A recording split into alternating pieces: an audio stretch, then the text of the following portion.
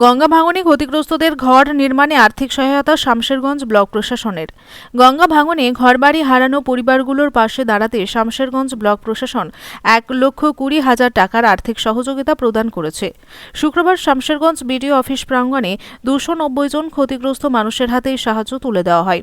মুখ্যমন্ত্রী মমতা বন্দ্যোপাধ্যায়ের উদ্যোগ ও অনুপ্রেরণায় বিপর্যয় ব্যবস্থাপনা দপ্তর এবং পঞ্চায়েত ও গ্রামোন্নয়ন বিভাগের যৌথ উদ্যোগে এই সহায়তা প্রদান করা হয়। প্রশাসন সূত্রে জানা গেছে 187 জনকে 1,20,000 এবং আরও 103 জনকে 70,000 টাকা দেওয়া হয়েছে। ঘর নির্মাণের জন্য প্রথম ধাপে 60,000 এবং পরবর্তী ধাপে আরও 60,000 টাকা সরাসরি ক্ষতিগ্রস্তদের অ্যাকাউন্টে প্রদান করা হবে। এদিন বিশেষভাবে সক্ষম 25 জনকে ট্রাইসাইকেল বিতরণ করা হয়। অনুষ্ঠানে উপস্থিত ছিলেন শামশেরগঞ্জের বিধায়ক আমিরুল ইসলাম, বিডিও সুজিত চন্দ্র লোধ এবং পঞ্চায়েত সমিতির সহসভাপতি আনোয়ারা বেগম সহ অন্যান্য কার্যকর্তারা। বিধায়ক জানান, গঙ্গা ভাঙন মোকাবিলায় রাজ্য সরকারের সহায়তা গোটা দেশে নজিরবিহীন। দ্রুততম সময়ে ক্ষতিগ্রস্তদের পাশে দাঁড়াতে পারার জন্য তিনি মুখ্যমন্ত্রীকে ধন্যবাদ জানান। অর্থ সহযোগিতা পেয়ে আপাতত স্বস্তি প্রকাশ করেছেন আমাদের বিধায়ক আমিরুল ইসলাম, অর্থাৎ আমাদের মমতা ব্যানার্জি, যে এই অনুপ্রেরণা আমাদেরকে দিলেন। আমরা এদিক ওদিকে থেকে বেড়াচ্ছিলাম, বা আমাদেরকে এই যে 1,20,000 টাকা দিয়েছে, সকলেই আমরা অনেক আনন্দিত। আজকে যে আনন্দিত আমরা, তার হাতটাকে শক্ত করার জন্য আমরা সামনে আরো এগিয়ে যেতে চাই আর তার পাশে আমরা থাকতে চাই। আমাদের বাড়ি বেশি দিন হয়নি, এই গেল এতে পড়েছে 1 বছর হলো। আজকে টাকা পেলাম।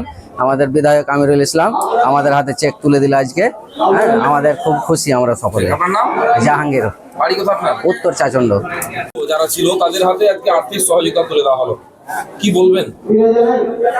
দেখুন, গঙ্গা ভাঙনে ক্ষতিগ্রস্ত পরিবারদের অনুদান দেওয়ার আইন কোনো গভর্নমেন্ট করে যায়নি, নিয়ম করে যায়নি।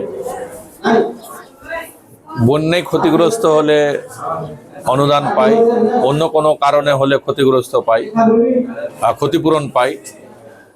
কিন্তু কেন্দ্র সরকার বা ভারতবর্ষের কোনো রাজ্য সরকার এইরকম নিয়ম করেনি। এই প্রথম ভারতবর্ষের মাটিতে বা বাংলার মাটিতে বাংলার মুখ্যমন্ত্রী মমতা বন্দ্যোপাধ্যায় ভাঙনে ক্ষতিগ্রস্ত পরিবারদের পাশে দাঁড়ালেন। তাদের গৃহ নির্মাণের জন্য 1,20,000 টাকা করে দিলেন। তেমনি আপনারা জানেন যে এর পূর্বেও শামশেরগঞ্জে আমরা টাকা দিয়েছি, অনুদান দিয়েছি। এটা আমাদের তৃতীয় দফা। এর আগে প্রথম দফায় আমরা 700 পরিবারকে দিয়েছিলাম, দ্বিতীয় দফায় আমরা 525টা পরিবারকে দিয়েছিলাম। আজকে তৃতীয় দফায় 290টা পরিবারের হাতে আর্থিক ক্ষতিপূরণ দেওয়া হচ্ছে এবং 243টা পরিবারকে আমরা পুনর্বাসনের জন্য 1 কাঠা করে জমি দিয়েছিলাম। এইভাবে কিন্তু আমরা ক্ষতিগ্রস্ত পরিবারের পাশে বাংলার মুখ্যমন্ত্রী দাঁড়িয়েছে, আমরা দাঁড়িয়েছি। বিভিন্ন সময়ে বিভিন্নভাবে আমরা মাননীয় মুখ্যমন্ত্রীকে ধন্যবাদ জানাই এই অসহায় মানুষগুলোর পাশে দাঁড়ানোর জন্য। যে তাদের মাথার উপরে ছাদ ছিল, তাদের একটা ছোট্ট বাড়ি ছিল, অনেকের বড় বাড়ি ছিল, কিন্তু তাদের সর্বস্ব হারিয়ে গেছে। তারা অসহায়, নিরুপায়, লোকের বাড়িতে থাকছিল। আজকে অন্তত তারা সেই টাকাটা নিয়ে তাদের মাথা গুজার একটা বাড়ি তৈরি করতে পারবে। এই জন্যে আমরা বাংলার মুখ্যমন্ত্রীকে মানবিক বলি, যে তিনি কোনো জাত ধর্ম বিচার করেন না। তিনি সমস্ত ধর্মের মানুষের পাশে থাকেন এবং সম্প্রীতি বজায় রেখে তিনি কিন্তু কাজ করেন। আমরা বাংলার মাটিতে আজকে যারা সাম্প্রদায়িকতা ছড়াতে চাইছে, তাদের বিরুদ্ধে আজকে বাংলার মুখ্যমন্ত্রী কিন্তু লড়াই করছেন। আজকে মূলত নিমতিতা অঞ্চলের কিছু আছে, চাচন্ড অঞ্চলের কিছু আছে আর প্রতাপগঞ্জ অঞ্চলের।